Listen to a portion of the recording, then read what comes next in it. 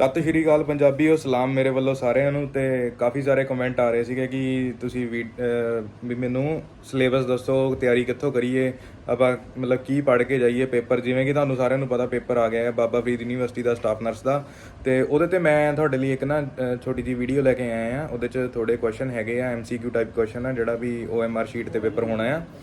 ਤੇ ਤੁਸੀਂ ਵੀਡੀਓ ਨਾਲ ਬਣੇ ਰਹੋ ਤੇ ਤੁਹਾਨੂੰ ਪਤਾ ਲੱਗ ਜੂਗਾ ਕਿਹੋ ਜਿਹੇ ਕੁਐਸਚਨ ਆਉਂਦੇ, ਤੇ ਉਦਾਂ ਦੇ ਕੁਐਸਚਨ ਤੁਸੀਂ ਤਿਆਰੀ ਕਰ ਲਓ। ਤੇ ਬਾਕੀ ਪੰਜਾਬ GK ਜ਼ਰੂਰ ਪੜ੍ਹ ਕੇ ਜਾਇਓ, ਜਿਹੜਾ ਮੇਰੀ ਵੀਡੀਓ ਨੂੰ ਦੇਖ ਰਿਹਾ। ਤੇ ਬਾਕੀ ਜਿਹਨੂੰ ਵੀ ਚਾਹੀਦਾ ਆ ਮਟੀਰੀਅਲ, ਜਿਹਨੂੰ ਵੀ ਨੌਲੇਜ ਚਾਹੀਦੀ ਆ, ਉਹ ਕਮੈਂਟ ਕਰਕੇ ਦੱਸੋ।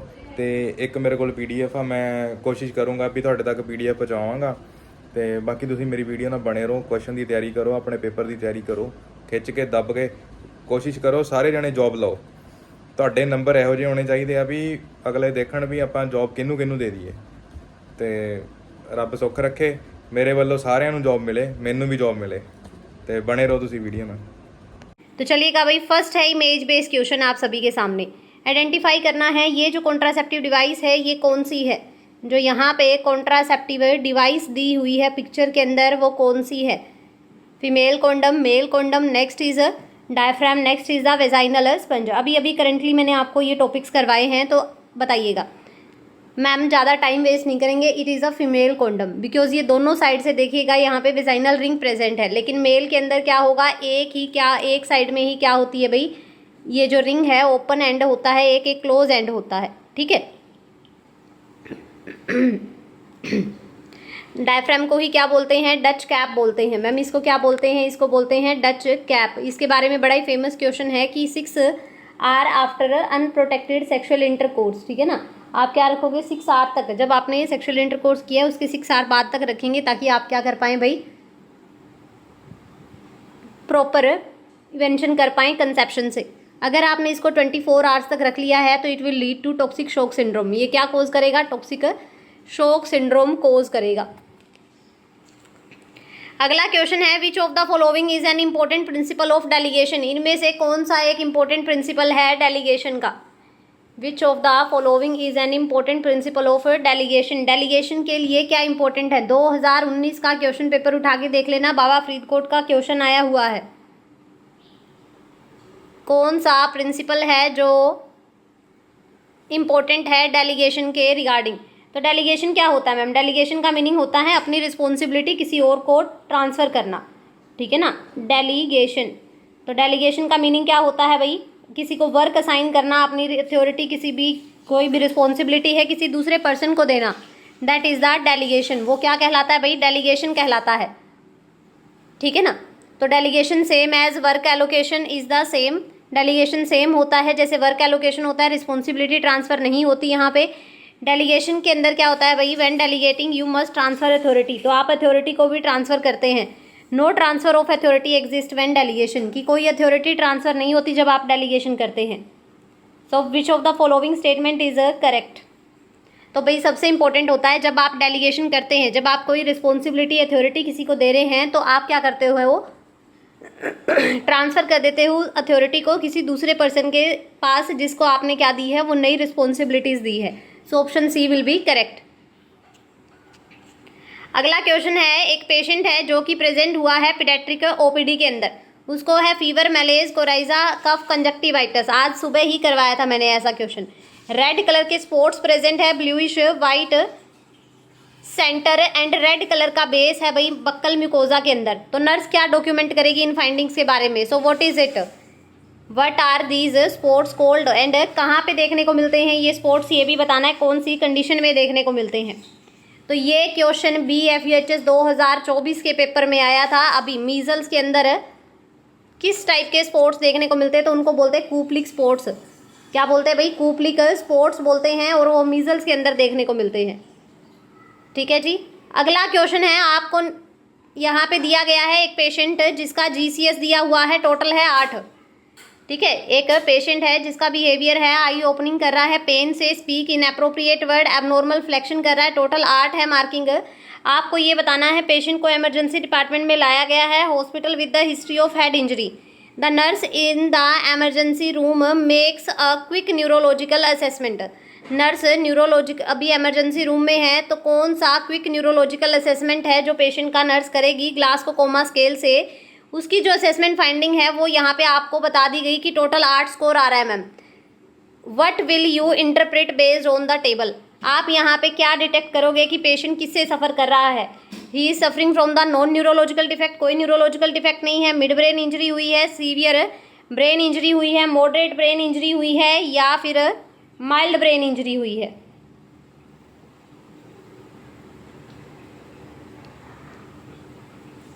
तो देख लीजिएगा भाई, इसने बोला कि 8 है, पेशेंट इनएप्रोप्रिएट वर्ड्स बोल रहा है और एबनॉर्मल फ्लेक्शन देखने को मिल रहा है। तो ma'am it is a type of severe brain injury. Moderate और माइल्ड होती जब मोर देन होता, ठीक है ना, मोर देन और होता मैम। अगला क्वेश्चन है, during discharge teaching. Discharge teaching के दौरान डिप्रेशन का क्लाइंट है, साइकेट्रिक नर्स ने इन्फॉर्म किया to avoid containing food tyramine rich. तो टायरामिन रिच डाइट जो है वो पेशेंट को लेने से मना कर रही है। कौन भाई? नर्स। तो आपको ये बताना है कि अगर उसने टायरामिन रिच डाइट ले ली तो उसको हो जाएगा हाइपरटेंसिव क्राइसिस। क्या हो जाएगा? हाइपरटेंसिव क्राइसिस हो जाएगा मैम। तो आपको यहाँ पे ये बताना है कि कौन सी दवाइयों के साथ में ये वाली टायरामिन रिच डाइट नहीं लेते हैं।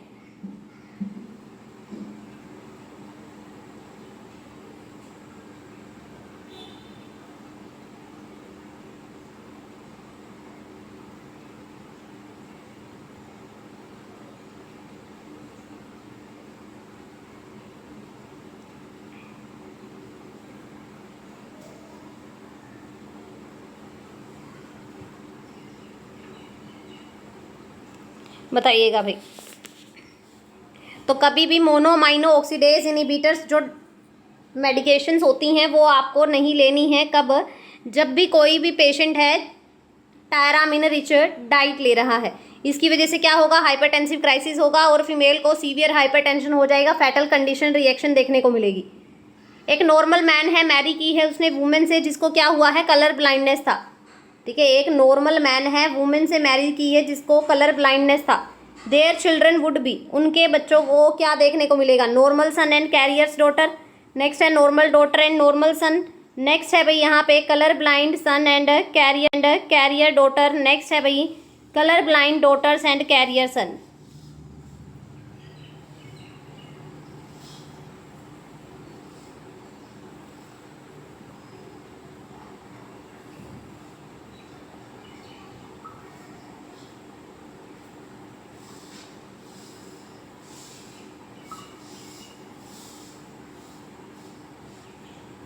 तो भाई यहाँ पे कौन है? वुमेन जो है वो यहाँ पे कौन है? अफेक्टेड है। तो यहाँ पे आपको बताना है कि इनका आउटकम क्या आएगा। तो मैम यहाँ पे कलर ब्लाइंड सन देखने को मिलेंगे और डॉटर्स क्या रहेंगी? यहाँ पे कैरियर रहेंगी। सेम एज हीमोफीलिया डिजीज़ किसको अफेक्ट करेगी? सेम यही इस टाइप का ही इन्फेक्शन देखने को मिलता है ना हीमोफीलिया में भी। जो केस बनेगा वो कौन होगा? सन होगा, लेकिन डॉटर्स क्या रहेंगी? कैरियर। वो दूसरी जनरेशन में डिजीज़ कोज करेंगी बट वो खुद अफेक्टेड नहीं होंगी। 2 ईयर ओल्ड पेशेंट है, ओपीडी में लाया गया है, ठीक है, फेलियर टू थ्राइव है उस बच्चे को। आपने देखा उसका जो वेट है वो लेस देन 3 स्टैंडर्ड डेविएशन है। WHO के ग्रोथ चार्ट के according mid arm circumference less than 11 है, लेस देन 11 है। तो नर्स क्या सस्पेक्ट करेगी कि चाइल्ड किसका है? ये सेम क्वेश्चन रिपीट हो चुका है काफ़ी एग्जाम्स में, ठीक है, फटाफट से आंसर कीजिएगा। सेम क्वेश्चन रिपीट हो चुका है काफ़ी एग्जाम्स के अंदर।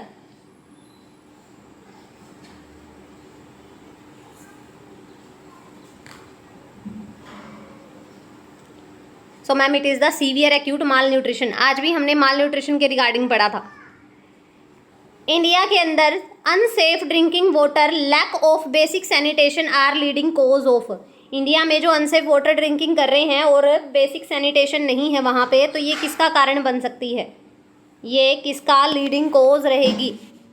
पहला है आपका डायरिया डिजीज़ का, नेक्स्ट है भाई अस्थमा का, नेक्स्ट है हार्ट डिजीज़ का, नेक्स्ट है डायबिटीज़ का, नेक्स्ट है रेस्पिरेटरी प्रॉब्लम्स का।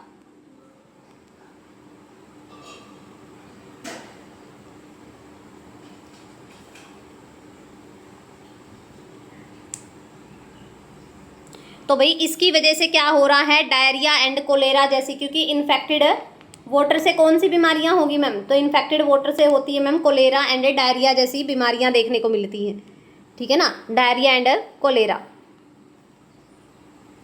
अगला क्वेश्चन है, हॉस्पिटल इन्फॉर्म्ड सिस्टम के अंदर वो रखा जाता है भी ताकि आप सपोर्ट कर सकें टास्क को, जैसे कि administration of hospital patient care. तो नर्स क्या एक्सपेक्ट करेगी कि हमारा इतना कल्चरल लैग क्यों है और आप उस कल्चरल लैग को कैसे फुलफिल कर सकते हो। नया सा क्वेश्चन है, एग्जाम के पॉइंट ऑफ व्यू से बहुत इंपॉर्टेंट है, बताइएगा भाई। आपने देखा कि डेली डेली नई नई क्या आ रही हैं भाई, नई नई टेक्निक्स आ रही हैं हॉस्पिटल के अंदर, ठीक है, नए नई ट्रेनिंग टेक्निक्स होती हैं। तो कई बार क्या होता है भाई, हम लैक कर जाते हैं, हम लोग क्या कर जाते हैं, हमें नई नई टेक्निक्स का पता नहीं होता। तो ऐसा क्यों है भाई, ऐसा क्यों है, ये प्रॉब्लम क्यों है और आप इससे कैसे कर सकते हो।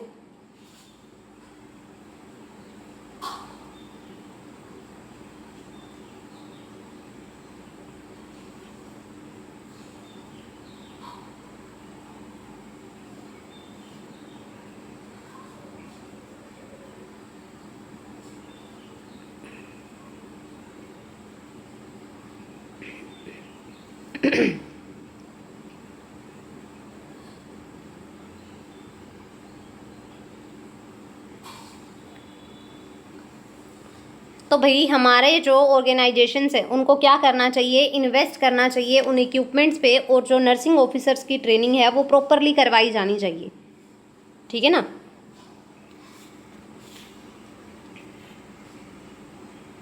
अगला क्वेश्चन है, आप लोगों को निकालना है, आप स्कोरिंग निकालनी है इस पेशेंट की जिसको क्या हुआ है भाई,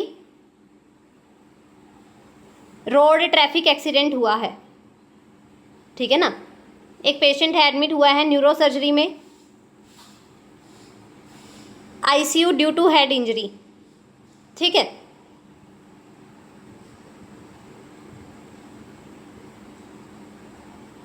during the assessment the patient open his eyes, GCS निकालना है, एमरजेंसी में है patient.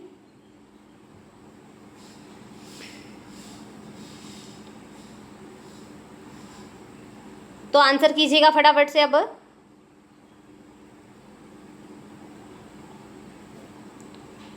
Painful stimuli but not to verbal stimuli, eye opening कर रहा है पेनफुल स्टिमुलाई के साथ में, वर्बल ऑन्स नहीं दे रहा है।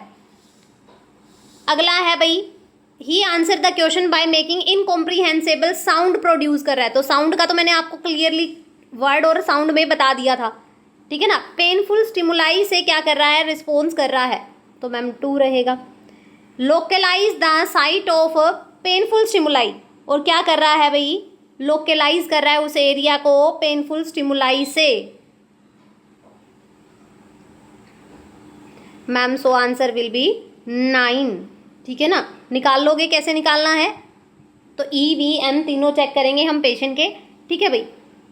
अगला क्वेश्चन है, विच of the following is a type of inductive reasoning, इनमें से कौन सा एक इंडक्टिव रीजनिंग का एग्जाम्पल है, इनमें से कौन सा एक इंडक्टिव रीजनिंग का एग्जाम्पल है। Reasoning from a single and diabetic patient to all diabetic patient की रीजनिंग आप कर रहे हो, एक सिंगल डायबिटिक पेशेंट से सारे डायबिटिक पेशेंट की।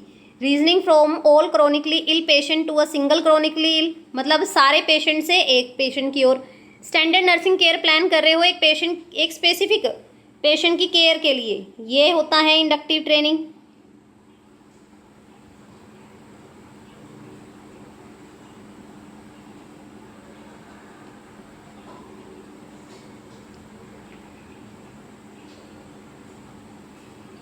फटाफट से बताइएगा।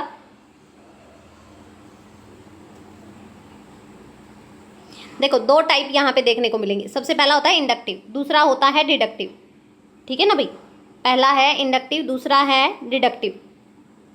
तो इंडक्टिव रीजनिंग एक ऐसा मेथड होता है भाई जो कि स्पेसिफिक टू जर्नल हो, ठीक है ना, किसी एक सिंगल स्पेसिफिक पेशेंट से क्या हो, जनरल हो, तो इसी को बोलते हैं इंडक्टिव रीजनिंग। एक होता है डिडक्टिव जहाँ पे आप क्या करते हो, ये जो सेकंड वाला एग्जाम्पल है ये है डिडक्टिव रीजनिंग का। ये किसका एग्जाम्पल है? डिडक्टिव रीजनिंग का एग्जाम्पल है, जिसमें आप किसी स्पेसिफिक टू जनरल जाते हो, that is the inductive reasoning, और जिसमें जनरल टू स्पेसिफिक जाते हो, that is the deductive reasoning. When an antigen is mixed with its corresponding antibody, जब एक एंटीजन को एंटीबॉडी के साथ मिलाएंगे एक स्टेबल पीएच पे, टेम्परेचर पे, तो एंटीजन एंटीबॉडी रिएक्शन होती है जो क्या कोज करती है? क्लम्पिंग कोज करती है। क्या कोज करती है भाई? क्लम्पिंग कोज करती है। तो इस रिएक्शन को क्या बोलेंगे? तो मैम इस रिएक्शन को बोलते हैं एग्लूटिनेशन रिएक्शन। शेयर कर दो भाई एक बार वीडियो के लिंक को अपने सारे कैंडिडेट्स तक जो कि तैयारी कर रहे हैं किसी भी नर्सिंग एग्जाम की। आपको आपके एग्जाम के पैटर्न के अकॉर्डिंग ही सारी प्रिपरेशन यहाँ पे मिलने वाली है, तो इसीलिए इन एमसीक्यूज को बिल्कुल भी मिस ना करें। Second component in modified biophysical profile is, second component क्या होता है? एनएसटी के अलावा मॉडिफाइड जो बायोफिजिकल प्रोफाइल था उसके अंदर आप फीटल ब्रीथ मूवमेंट देखते हो, फीटल मूवमेंट देखते हो, फीटल टोन देखते हो, एमनियोटिक फ्लूइड इंडेक्स देखते हो। ये क्वेश्चन मैंने पहले भी 3-4 बार आप लोगों को बताया है। तो मैम नेक्स्ट हम इंक्लूड करते हैं एमनियोटिक फ्लूइड इंडेक्स, चेक करते हैं कि कितना है पेशेंट का, ठीक है ना। अगला है भाई, एक नर्सिंग ऑफिसर है, प्लान कर रहा था पोस्टमार्टम फीमेल को ब्रेस्ट इंगोर्जमेंट से प्रिवेंट करने के लिए। तो ये बताइएगा एक नर्सिंग ऑफिसर क्या इंटरवेंशन लेगा ब्रेस्ट इंगोर्जमेंट से प्रिवेंट करने के लिए?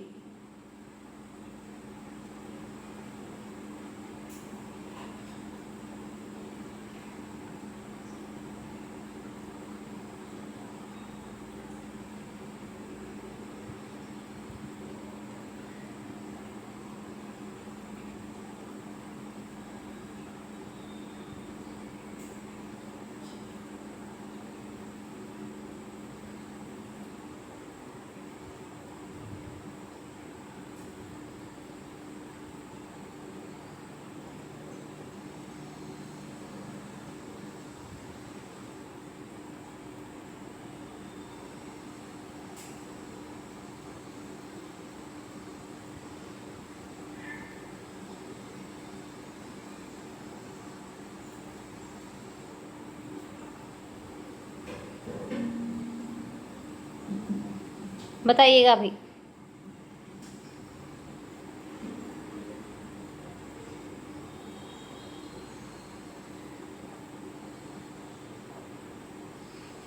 तो निप्पल शील्ड का यूज करेंगे while feeding the neonate, massage करेंगे विग्रेसली बिफोर फीडिंग, ठीक है। नेक्स्ट है भैया आप लोग क्या करेंगे यहाँ पे? ब्रेस्ट फीड करेंगे नियोनेट को एट रेगुलर इंटरवल। नेक्स्ट है डिक्रीज कर दोगे intake of fluid during the 24 to 48 hours. तो भाई फ्रीक्वेंटली क्या करेंगे? ब्रेस्ट इंगोर्जमेंट से बचने के लिए 10 to 12 टाइम्स फीमेल को क्या करना चाहिए? अपना ब्रेस्ट फीड करना चाहिए बेबी को। अगला है the nursing officer manager needs to buy 6 new hospital beds for the unit. एक नर्सिंग ऑफिसर मैनेजर है, वो क्या करना चाहता है? 6 नए बेड खरीदना चाहता है एक यूनिट के लिए। तो ये किस टाइप का बजट है? Very good, it is ma'am capital budgeting. ये कैसा बजट है भाई? कैपिटल बजटिंग है। अगला है भाई नर्सिंग ऑफिसर मैनेजर कंपेयर कर रहा है actual results of the budget with the projected results of the budget. जो एक्चुअल रिजल्ट आया है बजट का उसको कंपेयर करने की कोशिश कर रहा है नर्सिंग ऑफिसर मैनेजर। तो ये बजटिंग की प्रोसेस क्या कहलाती है? It is incremental budgeting, it is controlling, revenue share करना, या फिर वेरिएबल बजटिंग। तो मैम कंपेयरिंग करना कहलाएगा। आपको बताना है भाई पोर्टल वेन के बारे में कौन सा स्टेटमेंट इनकरेक्ट है? पोर्टल वेन के बारे में कौन सा स्टेटमेंट है जो इनकरेक्ट है? पोर्टल वेन के बारे में कौन सा स्टेटमेंट है जो इनकरेक्ट है? Portal blood is rich in oxygen. Portal blood comes from GI system से आता है। Portal circulation constitute 80% of the circulation of the liver. Portal blood जो होता है वो न्यूट्रिएंट्स में रिच होता है।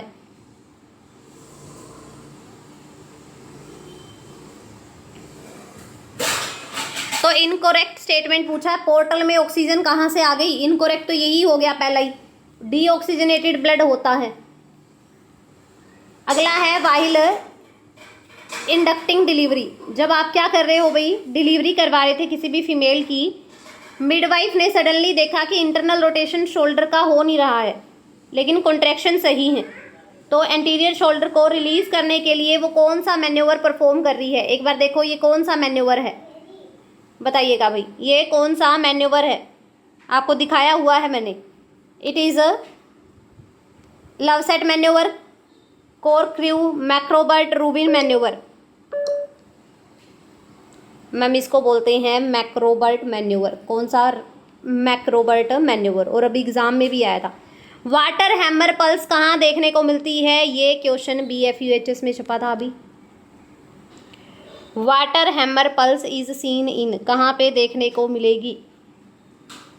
तो मैम आयोटिक रीगर्जिटेशन के पेशेंट के अंदर देखने को मिलती है वाटर हैमर पल्स, याद रखिएगा। लोअर मोलिक्यूलर वेट हेपरिन को किस रूट के थ्रू एडमिनिस्टर करते हैं? लोअर मोलिक्यूलर वेट हिपैरिन को किस रूट के थ्रू एडमिनिस्टर करेंगे? तो मैम बाय सबक्यूटेनियस रूट। कैसे करते हैं? सबक्यूटेनियस रूट से एडमिनिस्टर करेंगे। ठीक है भाई, तो ये थे आज के कुछ इंपॉर्टेंट क्वेश्चन।